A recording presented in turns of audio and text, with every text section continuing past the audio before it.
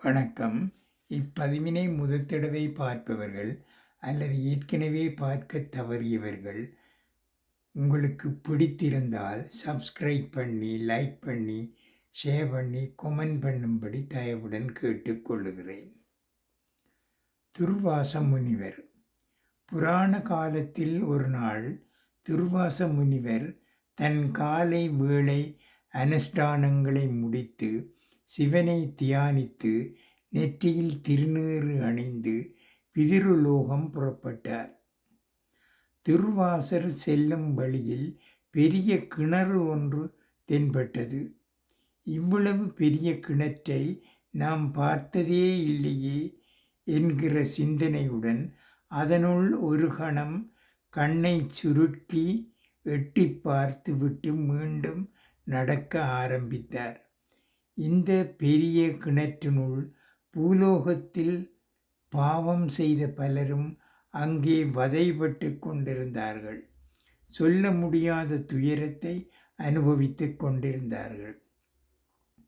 துர்வாச முனிவர் குனிந்து அங்கே பார்த்துவிட்டு நகர்ந்த மறுகணமே திடீரென அங்கே நிலைமை தலைகீழாக மாறியது. அந்த நரகத்தில் அதிசயம் நடந்தது.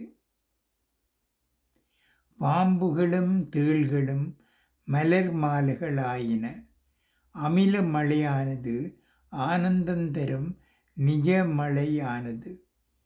சுட்டெரிக்கும் தீ இதமான தென்றலாக அங்குள்ளோரை வருடியது.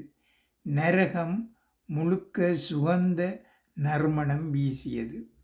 அங்கே இருந்த பாவ ஆத்மாக்கள் அனைவரும் ஆனந்தம் கொண்டனர். முகத்தில் பிரகாசம் வீசியது. இந்த நரகத்தை காவல் காத்து கொண்டிருந்த கிங்காரர்கள் பயந்து போய் எமனிடம் ஓடினார்கள். அதிர்ந்து போன எமனும் வந்து பார்த்து அதிசயித்தான். அல்லல்பட வேண்டியவர்கள் ஆனந்தமாக திரிகிறார்களே என்று பதற்றத்துடன் இந்திரனிடம் ஓடினான். வந்து பார்த்த இந்திரனுக்கு புரியவில்லை. தேவாதி தேவர்கள் எவருக்கும் இதற்கான காரணம் புரியவில்லை. எனவே எல்லோரும் சேர்ந்து கொண்டு சர்வேஸ்வரனிடம் போனார்கள். சிரித்தார் ஈசன். தன் நெற்றியை காட்டி இந்த திருநீற்றை அகார உகார மகார விரல்களால் எடுத்து நெற்றி நிறைய திரிபுண்டரமாகவே 3 கூடுகளாக அணிய வேண்டும். இதுதான் அகாரம் என்பது பிரம்மனையும், உகாரம் என்பது விஷ்ணுவையும், மகாரம் என்பது என்னையும் குறிக்கின்றன.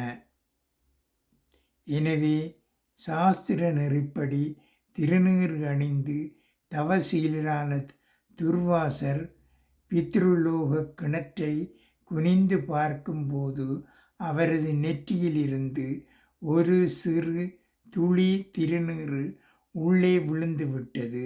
அதனால்தான் சொர்க்கமாக மாறிப்போனது என்றாராம் சர்வேஸ்வரன். பார்த்தீர்களா திருநீற்றின் மகிமையை? ஒரு சிறிதளவு திருநீறு பாவம் செய்தவர்கள் மீது பட்டதால் புண்ணியம் செய்தவர்கள் ஆகி போனார்கள். ஆகவே நாமும் நாளும் திருநீறு பூசுவோம், போற்றி இறைவனை வணங்குவோம். நன்றி, வணக்கம்.